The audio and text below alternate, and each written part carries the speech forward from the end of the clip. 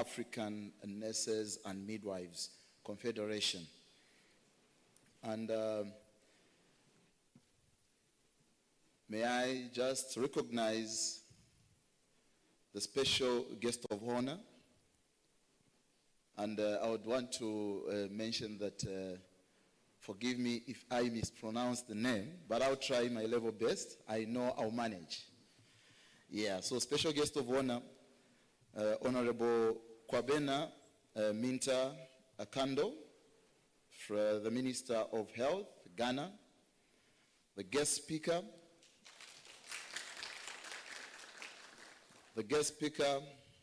Professor Wu Ying, Dean, Clinical Nursing College, Capital Medical University, China, and Vice President for Chinese Nursing Association. Thank you. And I also recognize the keynote speaker, Dr. Frank Lule, who is the WHO representative, Ghana.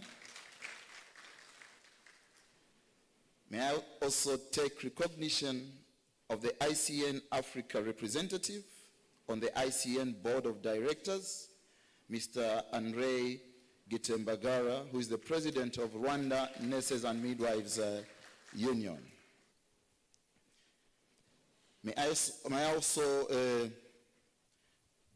recognize the guest of honor, the Regional Secretary, Africa and Arabs, Public Service International, Mr. Daniel Obeko. May I also recognize the Interim African Nurses and Midwives Confederation President, who is also the President of the Uganda Nurses and Midwives Union, Mr. Cherop Justus Kiplangat. May I also recognize no other than the host for our conference and the President of the Ghana Registered Nurses and Midwives Association, Mrs. Perpetual Ofori Ampofo.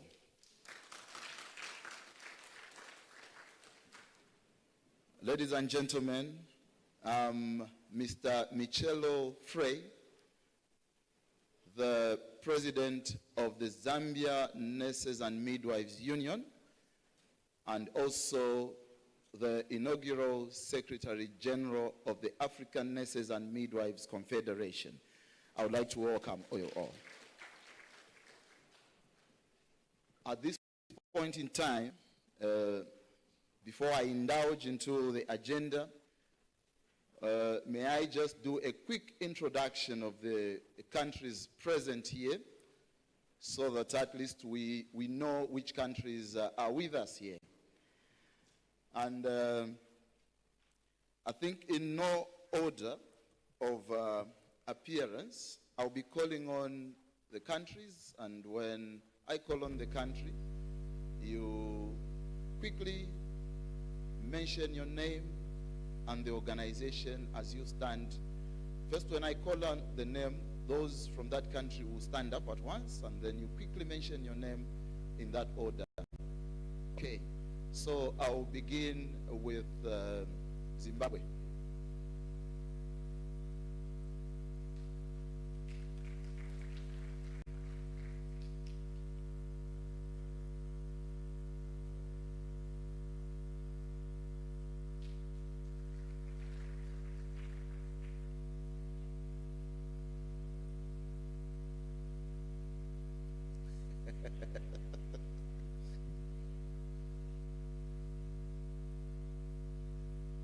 I think, yeah, let's use the mic there.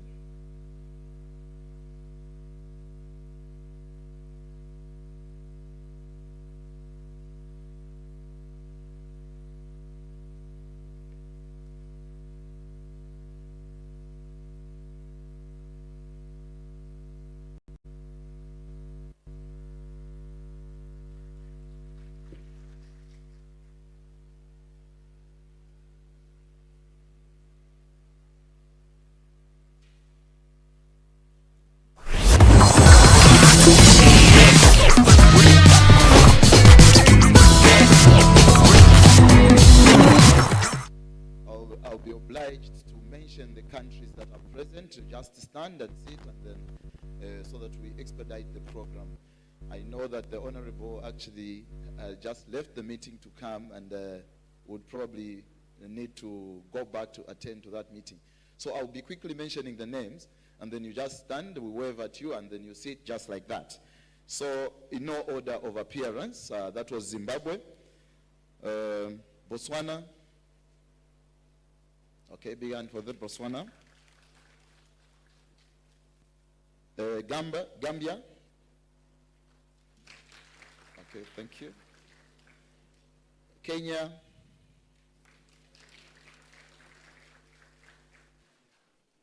Mali. Uganda. Seychelles. Madagascar. Lesotho.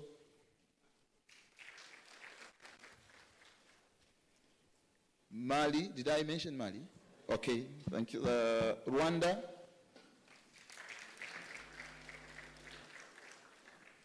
South Africa.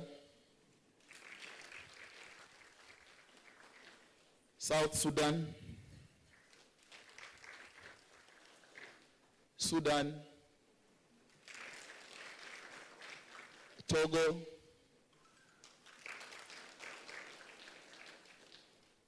And last but not the least, Zambia.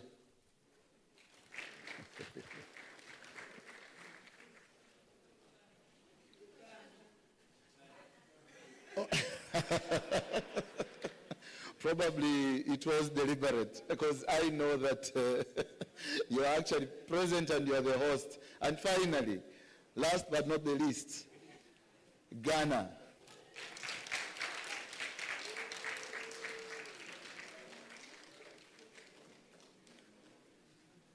Thank you so much. And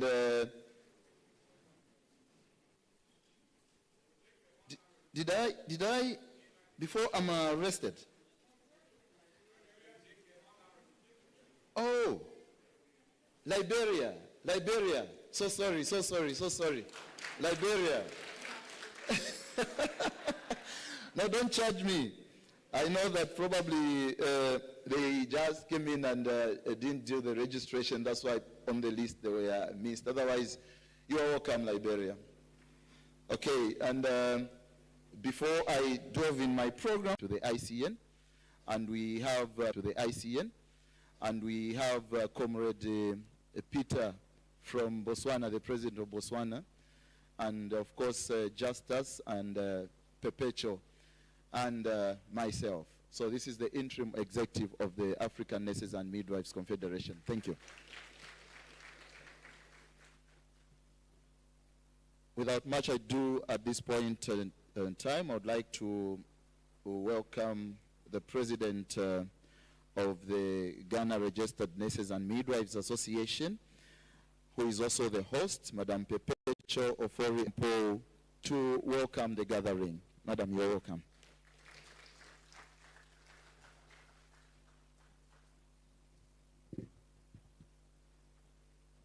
Thank you very much, Michelle, and good morning to everyone. Honorable Minister of Health, Honorable Kwabena Minta Akando, Dr. Frank Lule, WHO representative for Ghana, Andre Gitembagera, ICN representative, our PSI Secretary for Africa and Arabs, Mr. Daniel Obeku, Professor Wu Wing, our guest speaker for today, Mr. Justice Chirop, President, Uganda Nurses, and the interim president of the ANMC, nurse managers here present, nurse leaders of countries represented here today, ladies and gentlemen, indeed all protocol duly observed. It is an honor for me to stand before you today to give the welcome address. Ghana is honored to be hosting the maiden edition of the ANMC conference. It's been a roller coaster for us, but I must confess I've had a great team working with me, and we've been able to put everything in place. So well done, planning committee, and I really, really appreciate the support. Today we are joined by our Honorable Minister and other dignitaries. In the past is the Office of the Director Nursing. In the past is the Office of the Director Nursing. Some changes, and that office has been sent to Director Clinical. It's a concern for us because we would want our voice through the Director Nursing to reach the Director General, and we will be very, very appreciative of efforts made in that direction to ensure that it happens. In terms of the Ghana Health Service Council, if you look at the law, we don't have council. Through your office as Honorable Minister, it will go a long way to give us a voice in terms of the Ghana Health Service being the largest agency, employing agency in Ghana. When you look at Ghana, it seems on the global front, we do not have a government chief officer, a government chief nursing officer. And I know the government chief nursing officers meet annually. And I think, Honorable Minister, that is one thing that we can also help to work around. We need to fashion a way of appointing a government chief nursing officer who can represent Ghana or globally in terms of the nursing and midwifery agenda. For us, as Ghana Registered Nurses and Midwives Association, we recognize ourselves as partners of the Ministry of Health and its agencies, and we will continue to support the ministry in the delivery of its health agenda. I want to use this opportunity, comrades, to thank the Honorable Minister immensely for taking the floor of Parliament recently to put to a closure an issue that we had going in the country, and we thank you very much. At least it has given us the peace of mind to focus on other things. And like I said, we are always ready. It doesn't matter which political party is in government. We work to ensure that what the health agenda of the country is, we do our part as nurses and midwives. And I want to give you that assurance. For our colleagues who have come from other parts of the world, let me assure you that the program we have lined up will make you happy. And it's not just for this ANMC conference. We hope that your experience will in Ghana on Saturday, and on Sunday we are having the heritage tour. We are taking all of you to Cape Coast to see the Elmina Castle, to visit the Kakum Park and all of that. And we hope that that experience will attract all of you to come back with your families and visit Ghana for your holidays. So on this note, I want to say thank you very much to our dignitaries who have heeded to our call to be here today, and to all of you who have been here for this conference. And we hope and pray that the next edition of the ANMC conference will be bigger in terms of representation from all. Thank you, thank you, thank you, thank you, Madam. Let's give her another round of applause. Thank you. At this point in time, I know that we've been welcomed, and we would now want to hear the interim president of NMC, Mr. Comrade Justice Cherop, president of Uganda Nurses and Midwives Union, to come and address us. President. Honorable Minister, our invited guests, ladies and gentlemen, good morning. My name is Justice Cherop. I'm the president of Uganda Nurses and Midwives Union, and I am the interim president of the African National Nurses and Midwives Confederation. You are most welcome. I have not much to say. We're going to have a meeting with us later after the minister's opening. Thank you very much. Thank you, thank you, thank you, President Justice. You really kissed your statement, meaning you kept it short. Thank you so much. At this point in time, ladies and gentlemen, may I also have the honor and privilege to invite a brief statement from our Africa representative at the ICN Board of Directors, the President of Rwanda Nurses and Midwives Union, Mr. Andre Gitembagara, to come and address the gathering. Thank you. Dear President of NMC, Justice Chirop, dear President Perpetua, our host, dear Presidents present here, dear leaders, comrades, good morning. Today marks an historic era of our profession at this continent. Today starts a journey that the next generation of professionals will remind, and that they are committed. They have been committed women and men who made an historic change of our profession in Africa. Some of us may have traveled to Accra just for a conference. Others may have traveled just for a federation of our NNAs. However, this is a non-return journey of nursing and the midwifery profession development at this continent. Let me come back again. This conference marks a non-return journey of nursing and the midwifery profession development at this continent. And this is thank you so much. This is the first one in a kind. And it's gonna continue forever and ever. This is a big step in uniting our profession and the professions at African level. Comrades, African Nurses and Midwives Confederation, I see in it an harmonization of our profession in education, in regulation, and practice. Whatever we do in this conference and whatever we are going to do as ANMC, we are aiming to harmonize our systems in education, in regulation, and practice. Through this forum, I see the sustainability of our profession and our NNAs, National Nurses Associations and Unions. Through this platform, I can see unity. I can see a single voice of our professionals at this continent. I can see progress.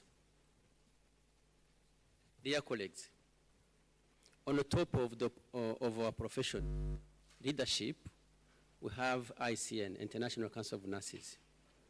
This platform, I mean this African Nurses and Midwives Confederation, will help not only to raise our voice at ICN, PSI, and the other organizations that we are belonging to, but also it's going to help. So once we are starting having this forum, make sure that the journey is long, but it's sure. We know where we want to go, and we know that at the end of our career today, children, boys and the girls who are behind us will say one day that there was men and women who passed by this profession, and that have built something very important for the future of our profession, for the future of our health, for the future of our population. Let us unite. Let us come together. As I said, the journey is long, but our confidence and the commitment and hard working will lead us to the success of our journey. Dear President Perpetua, let me take this opportunity to thank you and your team and the entire government of Ghana for your warmest welcome and hosting us of Accra in Ghana, the country of Kwame Nkrumah, the country of Pan-Africanists, the country where the hope is. Thank you so much for hosting us. The meetings that you have aside, and with good resolutions that can help to raise up our voice as nurses and the midwives at the African continent. Thank you so much. God bless you.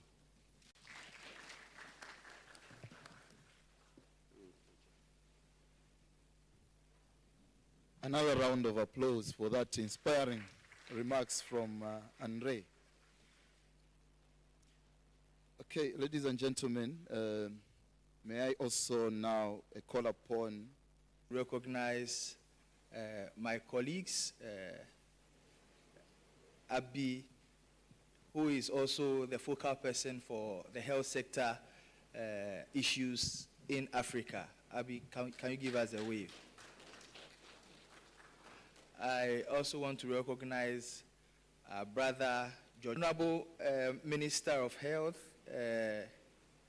nurses, and other health professionals of various countries in Africa.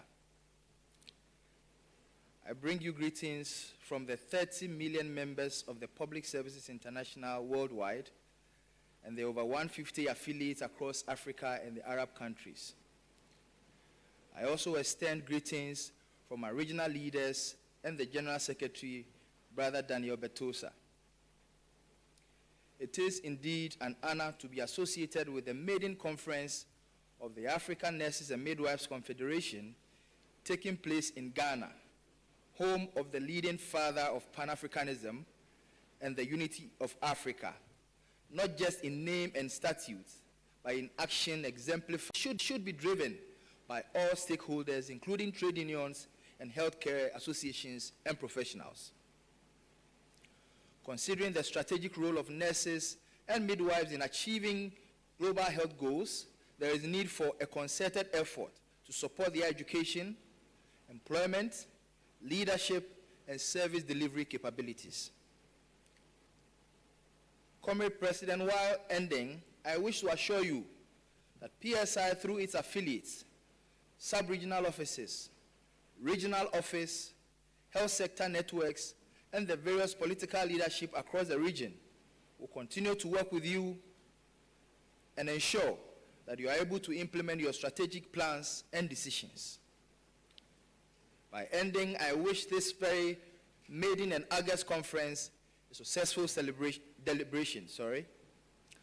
Long live nurses, long live Ghana, and long live workers' solidarity. Thank you very much.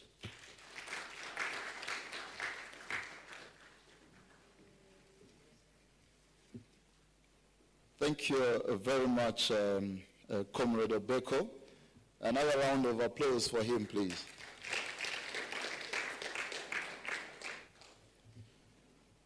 So at this point in time, and due to exigence of time and the busy schedule of our keynote speaker, may I take the honor and privilege at this time to invite Honorable Kwebena Minta Akando, who is the Minister of Health, Ghana, and Member of Parliament for Joaboso, to come and representative, Ghana and keynote speaker, Africa representative, ICN Board of Directors, Andre Gitembagara, PSI Secretary for Africa and Arab Countries, Daniel Obeko, guest speaker, Professor Yun Yin, Vice President, Chinese Nursing Association and Dean Clinical Nursing College, Interim ANMC President Justus Chirop, President UNMU, GRMA President Mrs. Perpetual Foriampofo, and your executives, nursing and midwifery leaders from Africa, the Registrar Nursing and Midwifery Council Ghana, if you are here, Director, Ghana College of Nurses and Midwives, Director, Nursing and Midwifery Service, Ghana Health Service, the media, ladies and gentlemen, and all protocol observed. I bring you warm greetings from His Excellency John Dramani Mahama, President of the Republic of Ghana, who was sworn into office in January this year. It is a privilege to join you today as we celebrate a milestone for nurses, midwives, and their professional associations and trade unions across Africa continent. First and foremost, I want to express my deepest appreciation to our dedicated African nurses and midwives. Every single day, you are on the front lines, providing care, saving lives, and improving healthcare outcomes across our nations. Your unwavering dedication is the backbone of our health system, and today we acknowledge and celebrate your contributions. We know that the health challenges in Africa remain significant, particularly with the rise of non-communicable diseases. Here in Ghana, we are currently battling with meningitis in the northern belt and cholera in part of central region. Fighting these diseases and many others require a well-equipped and well-supported healthcare workers. Our nurses and midwives must have access to the right knowledge, skills, and resources to prevent, manage outbreaks effectively. On May 12, 2025, the World Health Organization will launch the Staff of the World Nursing Report, the State of the World Nursing Report. This report will provide valuable insight into the global nursing workforce, touching on critical areas such as education, employment, migration, regulation, working conditions, and leadership. It will serve as a guide for policy makers, helping them make informed decisions and strategic investment in nursing to strengthen the healthcare systems and advance universal health coverage. Here in Ghana, President Mahama's administration is fully committed to strengthening our nursing and midwifery workforce. We are taking bold steps to expand access to training, restore annual nursing intakes, and improve employment opportunities. We are also prioritizing better working conditions with a special focus on incentivizing service in deprived and underserved communities to attract and retain healthcare professionals where they are needed most. We recognize the increasing migration of African nurses to the global north, a trend that highlights the pressing need to improve retention. We all know that the strength of any nation's health system is directly tied to the strength of its economy. This is why President Mahama's government is working tirelessly to stabilize and revitalize Ghana's economy. Our goal is to ensure that our nurses and midwives, and indeed all health professionals, can live and work in an environment where they are valued, supported, and adequately compensated.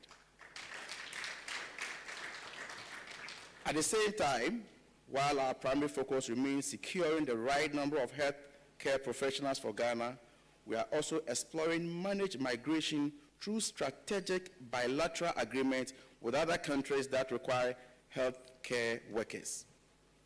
These agreements with nations such as UK, US, Barbados, Grenada, Kuwait, Bahamas, Seychelles would ensure that our professionals have international opportunities whilst maintaining the integrity of our health workforce at home. Nurses and midwives play a fundamental role in the national development.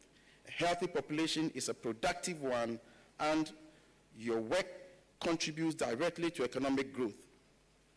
By your sheer numbers and expertise, you have the potential to be leading voices in shaping the transformation of healthcare systems across Africa.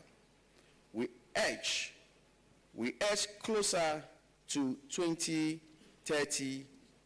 As we edge closer to 2030, we must remain focused on achieving universal health coverage and the target of Sustainable Development Goal along with other health-related SDGs. To our Ghanaian nurses and midwives, you are invaluable to our country. As your Minister of Health, I want to assure you that my doors will always be open to hear your concerns, work with you to strengthen our healthcare system. I commend the Ghana Registered Nurses and Midwives Association for its tireless efforts in organizing this important conference.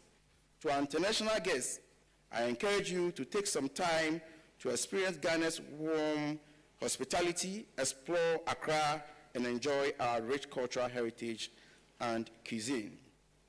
Finally, I want to reiterate that, as I did in Parliament, that no health worker recruited last year will be dismissed.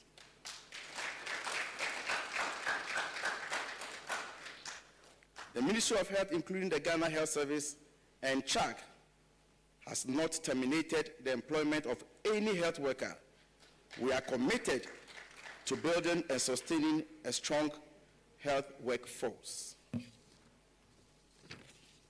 With these words, I am honored to officially declare the African Nurses and Midwives Confederation Conference in Ghana duly opened.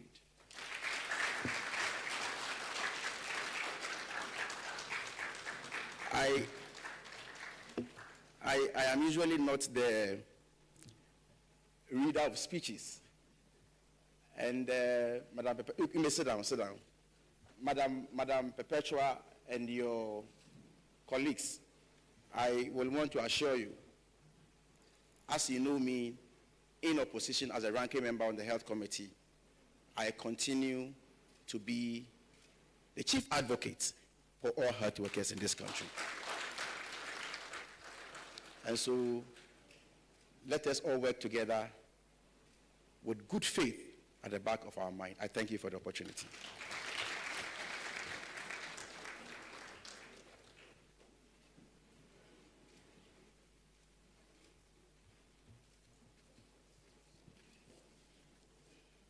Thank you very much, Honorable. We can appreciate the Honorable once again. That was a good speech. And before you step up, Honorable, that's the goodness of being the directors of ceremony, meaning that I can direct you, Honorable. So, I mean, your speech would not just go without being noticed. I think a number of issues have been highlighted here, and I think my president there is happy, especially when we hear that no nurse will be fired, because I think that is comforting to you, President. I would like to call upon, just to move a vote of thanks for the Honorable's speech, I would call upon Peter Baleseng, the President of Botswana Nurses Association, Botswana Nurses Union, sorry. Honorable Peter, to come and give a vote of thanks.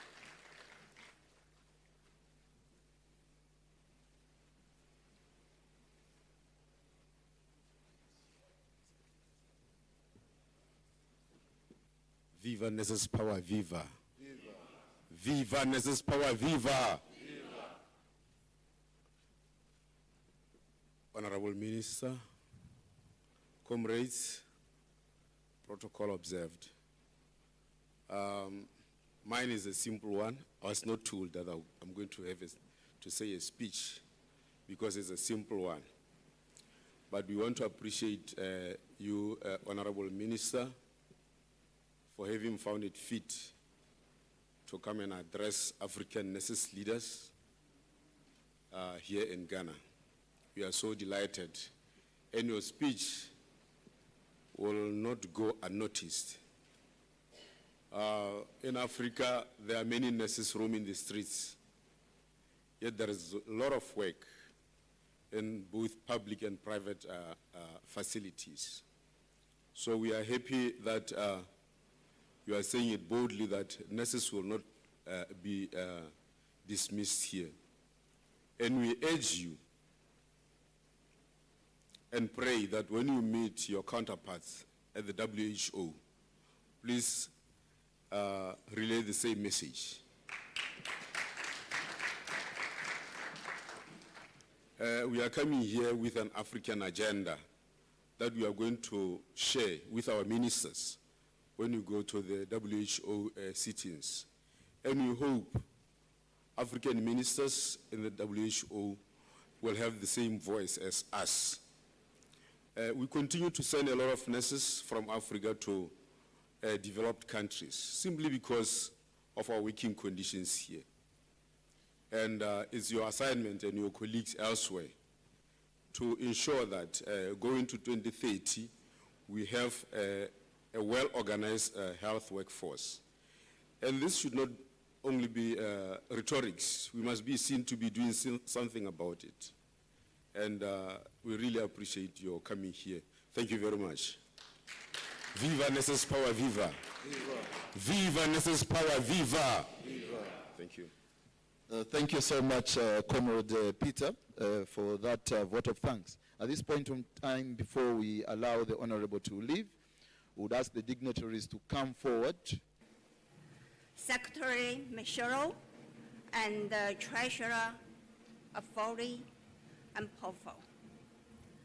ICM Board Member Andrea,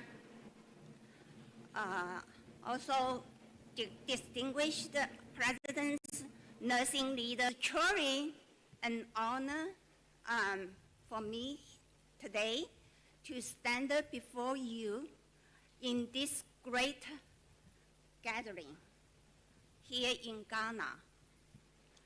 Held.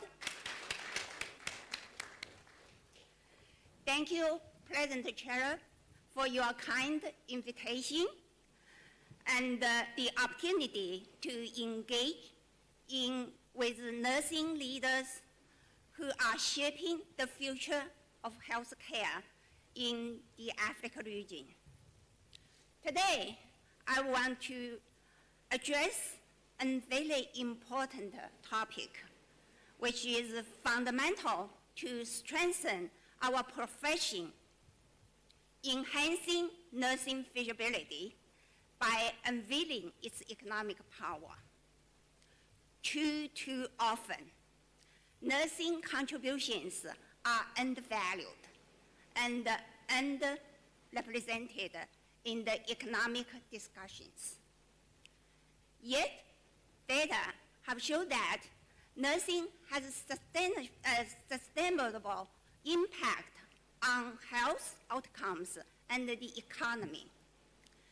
By leveraging the economic evidence, we can change the narrative, position nursing as a strategic investment, and ensure that governments like Ghana governments and policymakers recognize and fund nursing appropriately. Now, before that, please allow me to introduce myself and the nursing in China, that you know why I want to address this issue. I'm in Wu, and most of my friends from Africa know me as Helen, because Helen is my English name. It's easier for you. I'm the Vice President of the Chinese Nursing Association, and also the Dean of Clinical Nursing College, which we have the School of Nursing plus 34 hospitals, affiliated hospitals. So we have a big university. And the university is one of the most prestigious university in China, as well as our School of Nursing in China.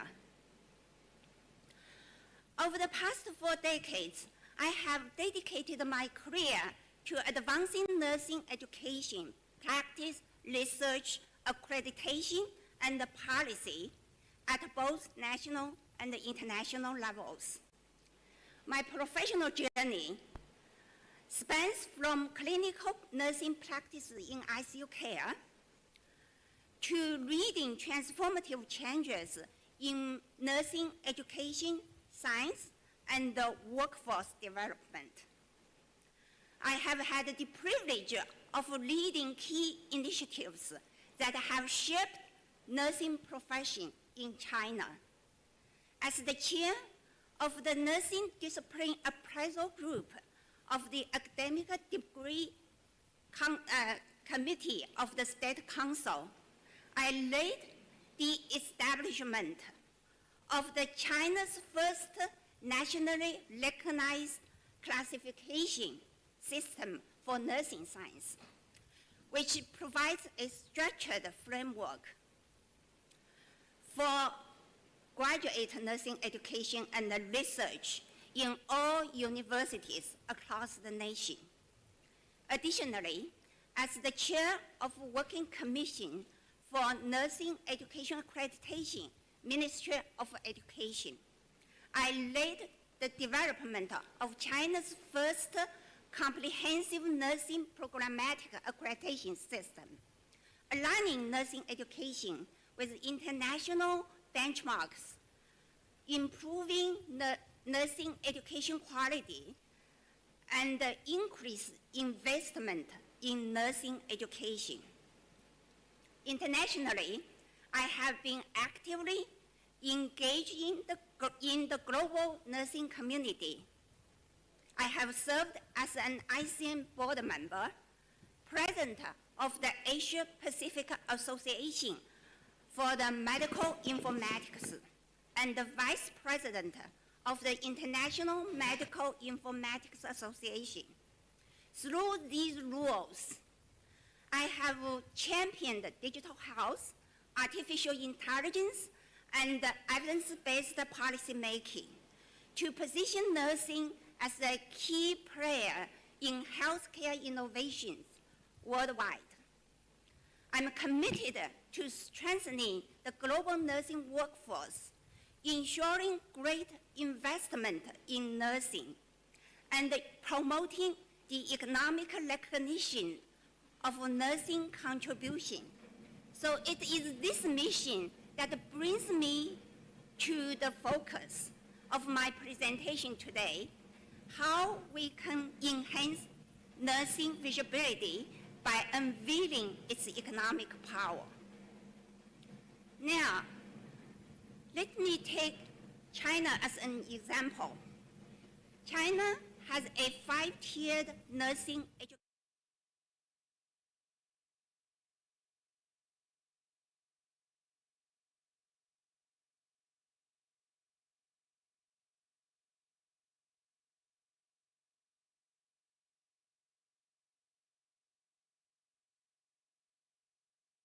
associate degree and bachelor degree programs are all entry to practice level education, from which graduates are qualified for sitting in the national license examination.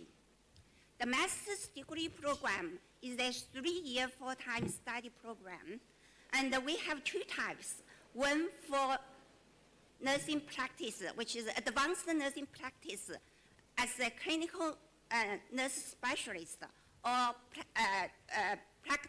nurse practitioners, and the other is for research. We also have established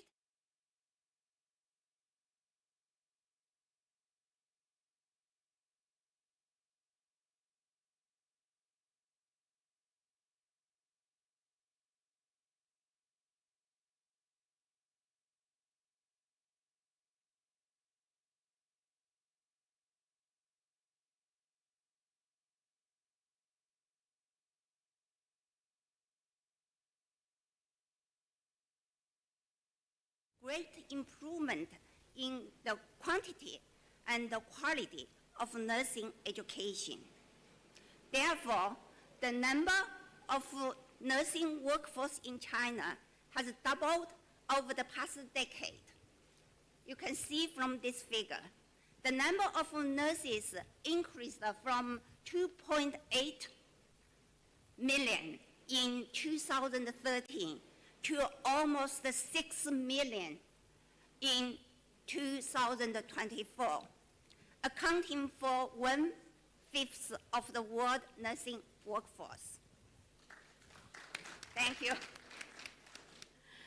Now, the proportion of nurses with a bachelor's degree or higher increased to 65% in public hospitals by 2018.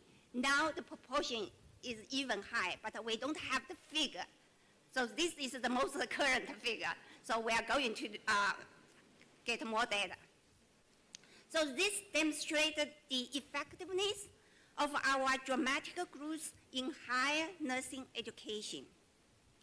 Now, in terms of the salaries, there is no big disparities in average annual salaries for nurses and physicians in the public health sector if they have the same education levels, professional ranks, and the positions. According to the data from the Economic Research Institute, the average annual salary for nurses is approximately $40,000 US. And the Chinese Nursing Association has been making persistent effort to provide scientific evidence and the impact policy making for fair payment based on contributions. So these efforts have driven the issuance and the implementation of numerous policy documents regarding the development of nursing workforce and the equal pay for equal work, including the Nurses Ordinance in 2008. Now, these policies issued not only by the Ministry of Health, but also by the State Council and the multi-ministries, such as Ministry of Education, Ministry of Finance, Ministry of Human Resources and Social Security, etc. So these policies, especially the Nurses Ordinance, have played a fundamental role in dramatically increasing the nursing workforce. Look at the figure, which is issued and implemented in 2008. So the number of nurses increased very dramatically since that. And this Nurses Ordinance has played a fundamental role in dramatically increasing the nursing workforce and ensuring the equitable salaries for nurses. So I deeply believe and confident that if we nurses could provide the governments with robust, objective, and generalizable data of the clinical and the economic value of nursing, which makes the contributions of nurses and the midwives more visible and measurable. Therefore, our voice will be heard by the government, and we will have more impact on policy making. So we all know that Nightingale created nursing as a profession because of her groundbreaking work from 42% to just 2% during the Crimea War. But how did she achieve that? It was not just through care. It was through data too. Now, when she arrived at the hospital in Crimea, the situation was very, very horrible. So she started meticulously collecting the data. She found that lots of soldiers died not from the injury itself, but from the preventable diseases caused by unsanitary conditions and accidents. So with this knowledge, She introduced the hygiene measures, improved the nutrition, and implemented the better nursing care. So these results are staggering. Mortality plummeted from 42 to 2%. But she knew that saving lives alone was not enough. She had to prove it. So she used this very powerful tool, data visualization, and created this polar area graph. It is a revolutionary way to present statistics. Each sector represents the number of deaths in 1 month from different causes. So the huge blue wedges represented the soldiers who died from preventable diseases, and the black wedges were deaths from accidents and other causes, and the much smaller pink wedges were deaths from wounds. So Nightingale's graph was so clear, make the nurses' contribution impossible to ignore. So which led the hospital reform and the establishment of nursing as a respected, evidence-based profession. Now, Nightingale's story teaches us that both the data and how it is presented can change the perception of those to whom we presented it and the impact of the outcomes. Now we are facing the same health challenges that Nightingale encountered in her time. 100 million people are pushed into extreme poverty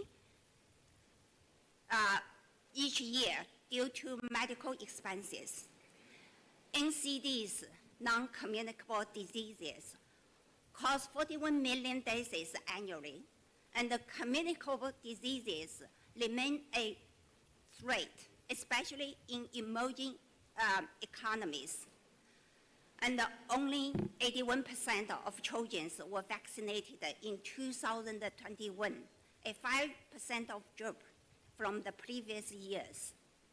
And also, mental illness affects 970 million people worldwide. So the WHO has emphasized that universal health coverage is essential for addressing the global health challenges and achieving the SDGs. And the evidence has shown that nurses and the midwives are the cornerstones of achieving UHC, with the high density of nurses and midwives being linked to longer life expectancy and the high UHC rates. While primary health care is the foundation of UHC, and at the heart of the primary care are nurses and midwives, working within communities to keep people healthy and prevent diseases. They are also essential in ensuring the quality and safety of health care and preventing harm during medical care. And beyond that, nurses and midwives are essential in controlling hospital-acquired infections, leading efforts in fighting communicable diseases like COVID-19, running vaccination programs and tackling NCDs, and also promoting the mental health. However, when we are talking about nursing, we often focus on care. But nursing is also an economic powerhouse. Poor health and inadequate care come with huge financial consequences. Globally, poor health alone reduced the global GDP by 15%. And the COVID-19 pandemic cost the world 1.7 trillion each year, especially in low and middle income countries. So it is a significant impact on the global economy. On the other flip side, investing in health, especially in nursing and midwifery, yields significant returns.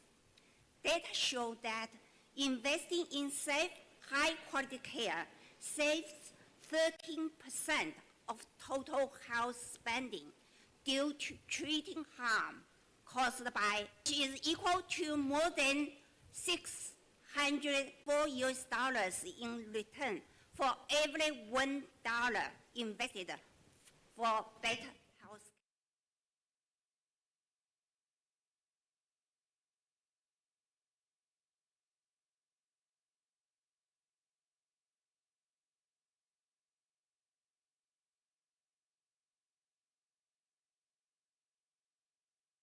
For every nurse's turnover. So investing in nursing retention is not just good for patient care. It is also a smart financial decision. Now, you might ask, there's already a lot of data showing that the economic value of nurses. Why do we still need more data to make nursing visible? What challenges are we facing? There are a couple of challenges, and I will mention 3 of them today. First, much of the existing data came from WHO, the World Bank, or studies conducted in other regions. But those data have not been tested in local contexts, such as Ghana, Uganda, Zambia, or other African countries, and they are not tested in China either. Second, most of the data available does not isolate the clinical and economic impact of nursing from other healthcare professions, and failed to capture the unique contributions of nursing and midwifery. Moreover, traditionally, nurses have been seen as caregivers and assistant to physicians, primarily carrying out their orders. So as a result, people tend to consider patients' outcomes as solely driven by physicians' diagnosis and treatment. So consider Nightingale.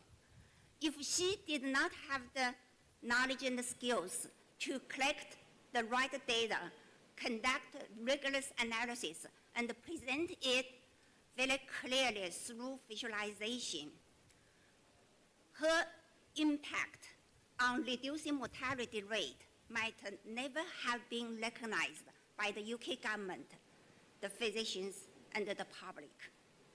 So if we want the governments to recognize nursing's values, we must speak their language, data, and economics, with our local data that demonstrates the clinical and economic values of nursing. Additionally, because nurses' work is so closely intertwined with the physician's work, so it is often difficult to separate and collect concrete data that directly links nursing interventions to the improved patient outcome and the cost savings. So this brings the third challenge, country worldwide, with strong research skills. By doing so, we can generate more robust, precise data that directly links nursing to better healthcare outcomes and the economic benefits, making nurses' impact visible and undeniable. So what are the strategies? Are talking about leadership building. So I will talk about another competency that is just as important as leadership, which is researchability. As I said, if Nightingale did not have the knowledge and the skills to collect the right data, conduct rigorous analysis, and present it clearly, her impact might have never have been recognized. From my own experience in China, one of the key strategies is developing PhD nursing education programs. These programs are vital in preparing research nurses who can conduct rigorous studies and generate more robust, precise data that directly links nursing to better health outcomes and the economic benefits.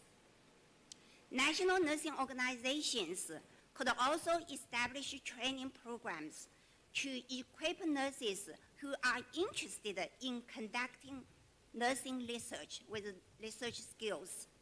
By fostering a research culture, we can generate valuable data that can demonstrate nursing's contribution. And we also need to develop simple yet well-designed data collection tools and integrate them into daily nursing documentation. This allows nurses to collect valuable data while providing care. So, in conclusion, the visibility of nursing is critical for advancing our profession globally, and we are facing challenges in fully capturing and showcasing its value. By enhancing nursing education, equip nurses with research skills, improving data collection, and leverage technology, we can demonstrate nursing's undeniable impact on healthcare outcomes and the economy. Together, we can generate robust, more precise data to showcase nursing as a key force in achieving UHC and the SDGs, and driving the economic benefits. Ultimately, making nursing more visible. So that concludes my presentation today, and I thank you all for your attention and welcome you visit China in the near future. I stand on the existing protocol.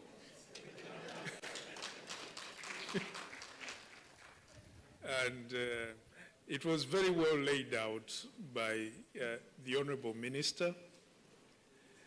And I think I'm not even going to say so much because thank you for inviting us, because I've learned so much already.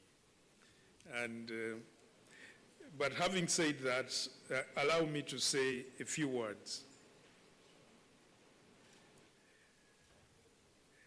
First of all, I bring you greetings from the Director General, Dr. Tedros, Director General of WHO.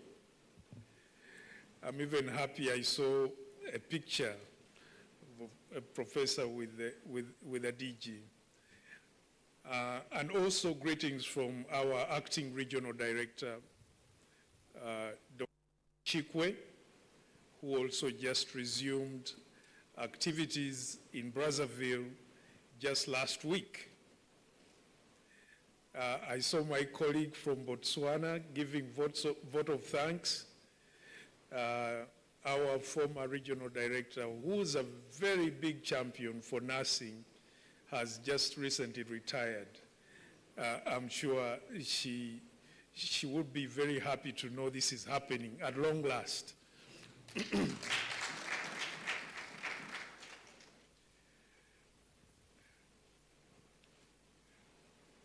To all the delegates here, we've been told you're from 17 countries. That makes it when I was given this opportunity to make a keynote address, you know, as WHO, We usually have the documents, we have the reports, and I'm so happy the Honorable Minister mentioned the report I was going to dwell on, which is the upcoming report, which will be released in May, and what its contents are. So I won't repeat that. And as an old man, it gives me time to actually tell my stories. That's what I want to focus on. And the whole point I want to make is just in continuation to the beautiful lecture we just got. The contribution of nurses, of nursing and midwifery to achieving our health for all, which is the theme, which, thank you so much those who selected it, because it is very appropriate. And there is no way without nursing and midwifery that we will be able to. One of my mothers is a midwife. One of my mothers is a midwife. You are signed off. And for some reason, and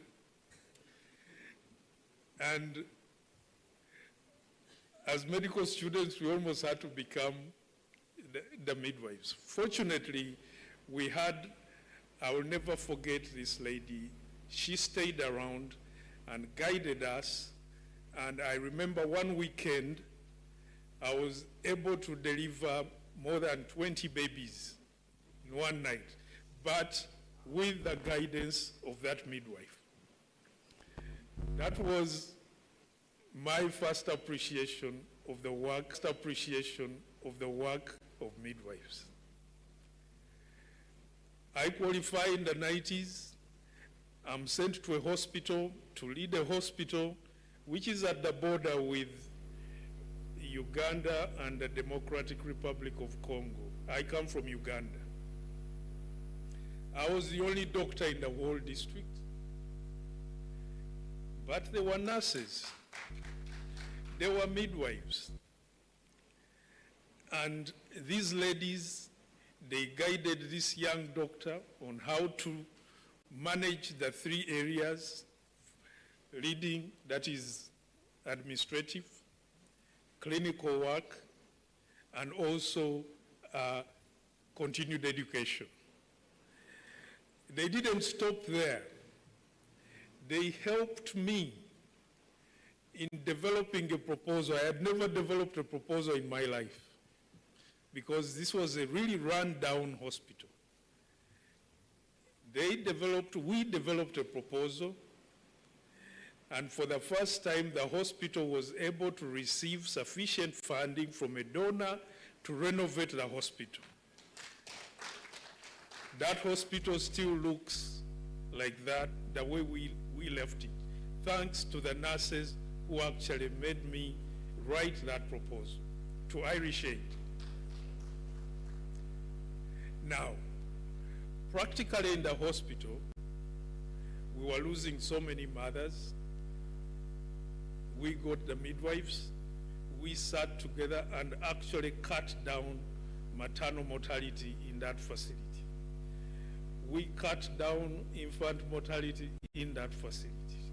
When I joined the district, all the indicators they talk about, antenatal coverage, immunization coverage, and so on, we wouldn't be there without the nurses actually taking on this. But as has been mentioned, for some reason, we do not bring that attribution to the front.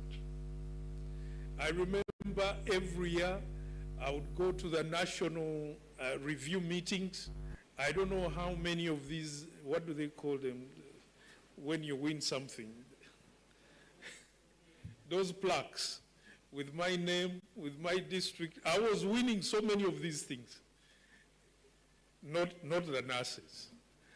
So personally, I know very well. Even when I joined WHO as an advisor on infectious diseases. All we are talking about, for example, coverage on antiretroviral therapy. I doubt if it would happen, the figures we're talking about, if the nurses were not the ones actually providing the service. I had an opportunity to go and review the South African program. We went to all the provinces. Everywhere we were going, it was the nurses that were holding the system. And I've also had an opportunity here in Ghana to visit some of the regions, some of the facilities. It is still the same story. We usually have what we call new kids on the block. These days it is epidemic preparedness and response. From Liberia, I was sent to Grand Bassa, and when I go to Grand Bassa, apart from the doctor who was the counter boss, everybody else was a nurse. And I'm telling you, in 6 weeks, we were able to bring down that epidemic. None of us as providers lost their lives, and I must attribute all that to the level of the nurses. COVID-19, we're talking oxygen, ICUs, and all that. And I've been able to see intensive care units that have been built, units that are actually empty, with all the wonderful equipment, because you do not have nurses to do the telemetry, you do not have the nurses to actually do the real care. But somehow we put emphasis much more on infrastructure. So that is my personal story. And allow me to just really add to the lecture we have had. And in my view, we need to use the data. We need to disaggregate this information. But especially in this day and age, we need to learn how to tell our story. It's not going to be told by anybody else. It's going to be told by the nurses themselves. So, all the things, for example, I've mentioned, they are not documented anywhere. But I happen to be just a speck in the whole global population of nursing world, assuming if we are able to document all this work.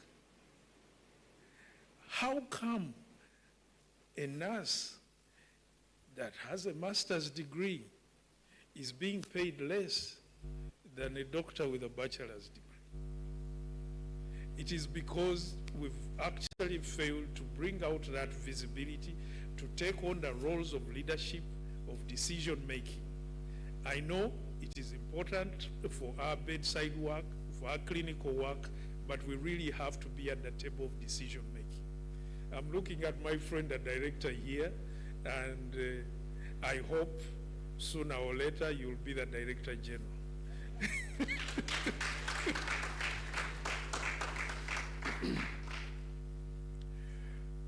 Now, back to the boring stuff. As of 2022, the number of nursing professionals in the African region increased to about 17 per 10,000 people, reflecting a growth of 7.9% over 10 years. The midwifery density doubled to roughly 3 per 10,000 people. The good words are the tripling, the doubling, but the actual absolute numbers are not exciting, because the target we set ourselves to achieve SDGs is 44.5 per 10,000. So we still have a lot of work to do. And it's good what you presented. It's doable. It's been demonstrated. We've shown it here. And really, we must continue building this number. However, the challenges, you know them more than me. Apart from not having enough, many are unemployed. The high-level nurses are actually migrating, and we nurses, I'm not a nurse, so I won't say we. Nurses are not represented proportionately at leadership level, and therefore there is that lack of visibility. And also the issue of salary disparities has already been mentioned.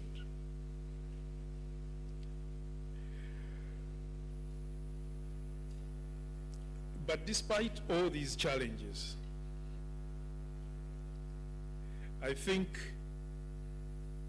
we should look at the opportunities that these challenges offer. And in my view, I think we really need to be much more innovative in the way we do work. In the lecture, there were 4 or 5 bullets that were put forward on how we can actually increase our visibility. We need to train ourselves, we need to be present, and also we need to use data to present our issues. I was also impressed when I heard that there is an opportunity during World Health Assembly for the nurses' body to also be represented. I think that is a very important event where all member states are there. They will be releasing the nurses' report, the global report, and all the ministers of health will be present. I really hope that there will be a dedicated session to discuss these issues.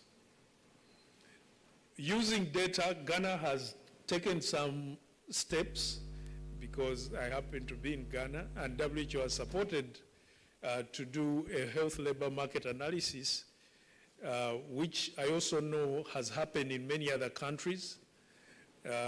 I saw a very good report from Zimbabwe, for example. That is a wealth of information that we can also use to make a difference. As we envision the future, investing in the upcoming generation of nurses and midwives is crucial.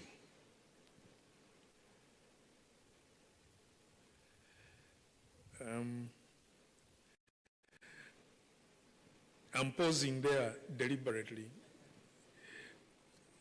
because I told you about my mother. I think in her days, probably that was one of the few options for the girl child to get an education. Either you become a nun, you become a teacher, you become a nurse. Now, they are like Elon Musk.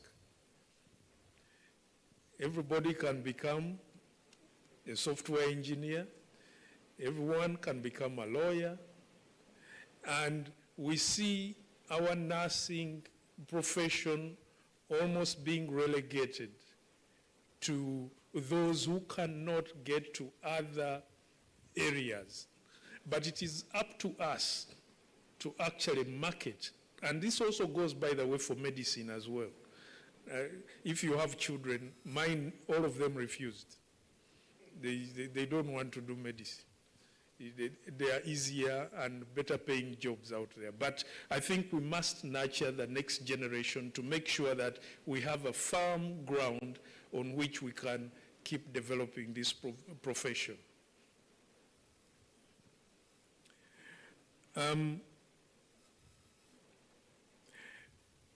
The Confederation Conference serves as a call to action, urging the African Nurses and Midwifery Confederation to overcome existing challenges and strive relentlessly for a healthier, more equitable future for all Africans. The Confederation should seize this opportunity to assess its achievements, address its challenges, and chart a course that improves the health and well-being of everyone across our community on the continent. From my area, that it was there in the lecture, but documentation, documentation, documentation. Make it as easy as possible. Know your audience. For example, I was very impressed when I saw the economic language coming through. Sometimes we only talk to ourselves by showing how much we contribute to healthcare, but actually we contribute to development of our countries. And that language must be heard for investments to be made. Ladies and gentlemen, as I conclude, I would like to emphasize that the WHO remains dedicated to continuing its collaboration with the leadership of the Nurses and Midwifery Council to ensure the achievement of UHC. On this note, I want to thank all nurses and midwives gathered here for your dedication, for your passion, and unwavering commitment to the health of our communities. I congratulate you on this significant.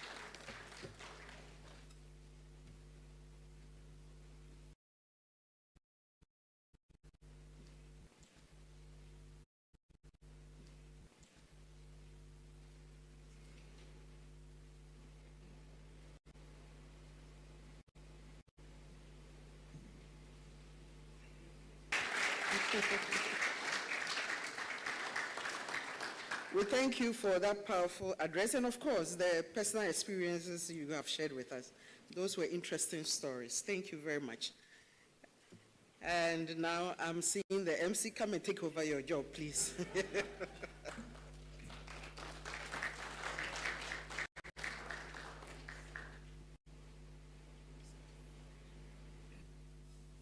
For a few minutes. I thought you've overthrown me, but otherwise I'm still around. Okay. So I thank you, Dr. Frank Ludi, for that keynote address. It was very soothing, especially your story. That story has been told by many doctors in many countries in Africa. But I think it's high time maybe we change the narratives, because those stories are teaching us something as nurses and midwives, to say there is something that we need to do what is not being done, especially where data is concerned. We do a lot of things, but undocumented. And if we start documenting some of the things we do, maybe we'll change the narrative of nursing and midwifery in Africa. So that's actually a challenge for us. We need to up our game as nurses and midwives in Africa.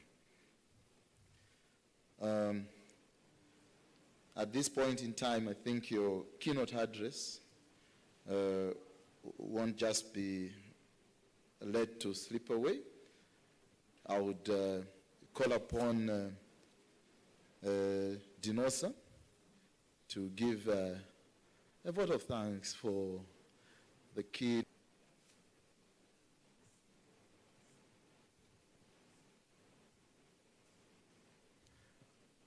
Program Director, thank you very much. Program Director, thank you very much. He knows that I'm a soldier by training. He knows that I'm a soldier by training. A soldier does not complain. You comply and complain later. So otherwise, don't worry, I'll kill him later. Soldiers do kill. So we appreciate the efforts you have made to come to this inaugural meeting of ours, but also on the inputs that you have made. We will take note of everything that you have made so far.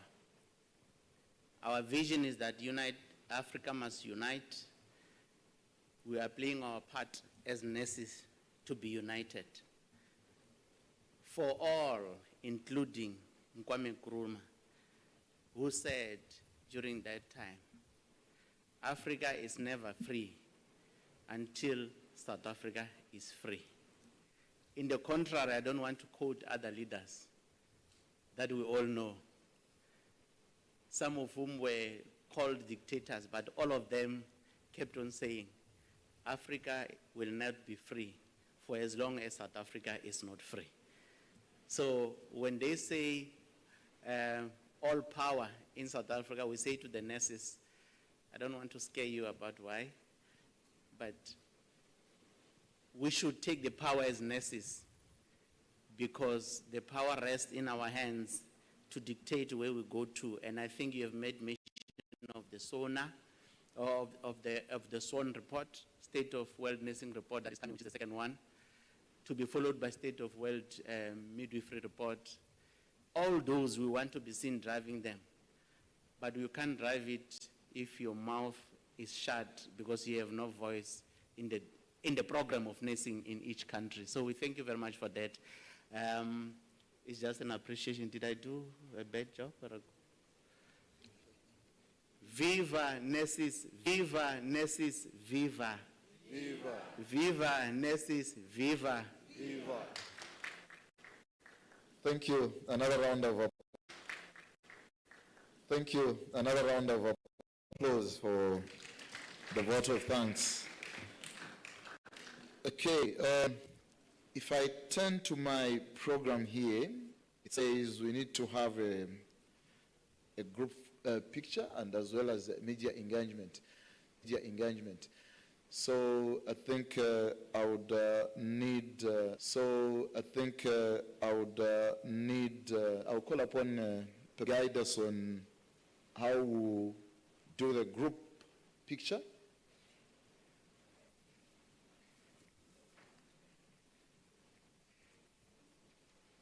Puts 2 or 3 countries together because all of us will not fit here for the picture taking. All of us will not fit here for the picture taking. So